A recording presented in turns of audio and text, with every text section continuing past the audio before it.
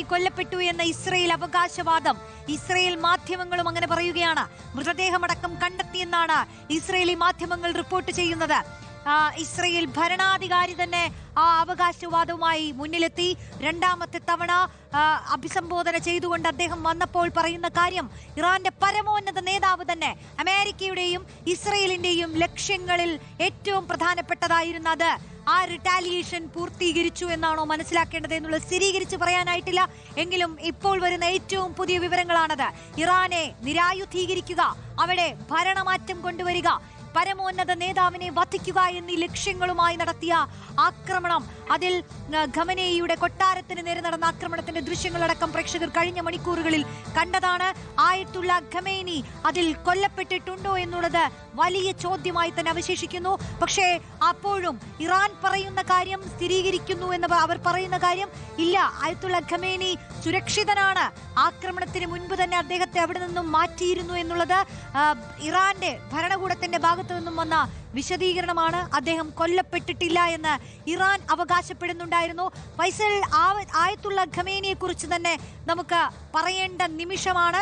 ഇറാന്റെ പരമോന്നത നേതാവിനെ അങ്ങനെ കൊല്ലാൻ കഴിഞ്ഞിട്ടുണ്ടെങ്കിൽ ഈ പശ്ചിമേഷ്യൻ സംഘർഷം, അതിന്റെ വ്യാപ്തി, തീവ്രത വരും മണിക്കൂറുകളിൽ, വരും ദിവസങ്ങളിൽ മറ്റൊരു തലത്തിലേക്ക് പോകുമെന്നുള്ളതിൽ ഒരു സംശയവുമില്ലല്ലോ അല്ലേ?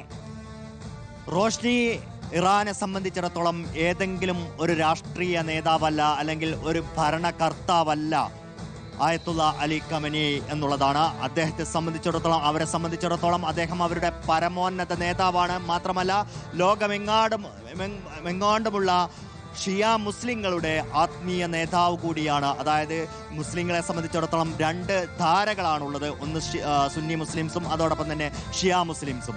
ഇതിൽ പ്രബല വിഭാഗങ്ങളിൽ ഒന്ന് തന്നെയായ ഷിയ മുസ്ലിംസിൻ്റെ അവരുടെ ആത്മീയ നേതാവ് കൂടിയാണ്, അതോടൊപ്പം തന്നെ ഇറാന്റെ പരമോന്നത നേതാവുമാണ്.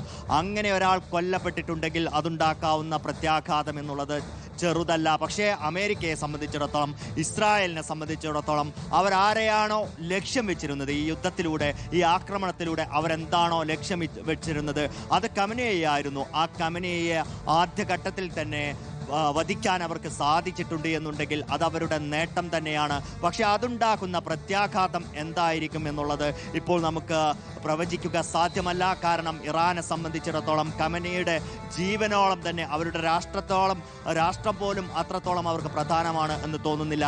കാരണം അതിനേക്കാൾ പ്രധാനമാണ് അവർക്ക് സംബന്ധിച്ചിടത്തോളം പരമോന്നത നേതാവിൻ്റെ ജീവൻ. അത് സംരക്ഷിക്കാൻ അവർക്കായിട്ടില്ല എന്നുണ്ടെങ്കിൽ അതുണ്ടാക്കുന്ന, ആ രാജ്യത്തെ തന്നെ ഉണ്ടാക്കുന്ന പ്രത്യാഘാതം വളരെ വലുതായിരിക്കും. എന്തായാലും ഇത് സംബന്ധിച്ച് ഇസ്രായേലിൻ്റെ ഭാഗത്ത് നിന്ന് വളരെ നേരത്തെ മുതൽ തന്നെ വലിയ രീതിയിലുള്ള അവകാശവാദങ്ങൾ ഉണ്ടായിരുന്നു എന്നുള്ളതാണ്. ആ അവകാശവാദമാണ് ബെഞ്ചമിൻ നെതന്യാഹു ആവർത്തിക്കുകയും ചെയ്തിരിക്കുന്നത്. അദ്ദേഹം പറയുന്നത്, നിലവിലുള്ള സൂചനകൾ പ്രകാരം, വിവിധ സൂചനകൾ പ്രകാരം ഖമനേയി കൊല്ലപ്പെട്ടു എന്നുള്ളതാണ്, അതിന് തെളിവുകൾ ഉണ്ട് എന്നുള്ളതുമാണ്. പക്ഷേ അദ്ദേഹം അത് കൃത്യമായി സ്ഥിരീകരിക്കുന്നില്ല എന്നുള്ളതാണ്. ആ അർത്ഥത്തിൽ അവകാശവാദങ്ങൾ ഉന്നയിക്കുക എന്നുള്ളതിനപ്പുറം ഇസ്രായേലിനും ഇത് സ്ഥിരീകരിക്കാൻ കഴിയുന്നില്ല. അത് സ്ഥിരീകരിക്കേണ്ട ഇത് ഇറാൻ തന്നെയാണ്. എന്തായാലും നേരത്തെ തന്നെ നമ്മൾ ദൃശ്യങ്ങളിൽ കണ്ടതാണ്, ഖമനേയിയുടെ വസതി പൂർണ്ണമായും ബോംബിട്ട് തകർത്തു. അത് നാമാവശേഷമായതിൻ്റെ ദൃശ്യങ്ങൾ, അത് സാറ്റലൈറ്റ് ദൃശ്യങ്ങളടക്കം, ഫോട്ടോയടക്കം പുറത്തു വരികയും ചെയ്തിരുന്നു. എന്തായാലും ഈ ഒരു ആക്രമണത്തിൽ ഇസ്രായേലും അമേരിക്കയും ലക്ഷ്യം വിട്ടതുപോലെ ഖമനേയി കൊല്ലപ്പെട്ടിട്ടുണ്ട് എന്നുണ്ടെങ്കിൽ എങ്ങനെയായിരിക്കും തുടർ നീക്കങ്ങൾ എന്നുള്ളതെല്ലാം വളരെ പ്രധാനപ്പെട്ടതാണ്. തീർച്ചയായും വളരെ പ്രധാനപ്പെട്ടത് തന്നെയായിരിക്കും. അങ്ങനെ ഒരു നീക്കം നടന്നിട്ടുണ്ടെങ്കിൽ അതിന്റെ പ്രത്യാഘാതവും വലുതായിരിക്കും. ഫൈസൽ അംസയാണ് വിശദാംശങ്ങൾ നൽകിക്കൊണ്ടിരിക്കുന്നത്. ഫൈസൽ, നമുക്കറിയാം കഴിഞ്ഞ വർഷം നടന്ന ആക്രമണം, ആ ആക്രമണ സമയത്താണെങ്കിലും ആയത്തുള്ള ഖമേനിയെ നമ്മൾ കാണുന്നത് ഒരു ടെലിവിഷനിൽ പ്രത്യക്ഷപ്പെട്ടതോടുകൂടിയാണ്. ഖമേനി എവിടെ എന്നുള്ള ചോദ്യമാണ് നാലുപാട് നിന്നും ആ സമയത്തും ഉയർന്നിരുന്നത്. ഇപ്പോൾ ഇറാനെതിരെ ഇസ്രയേൽ സൈനിക നടപടി തുടങ്ങിയതിനു ശേഷം തന്നെ ഖമേനി പൊതുവേദികളിലൊന്നും പ്രത്യക്ഷപ്പെട്ടിട്ടില്ല.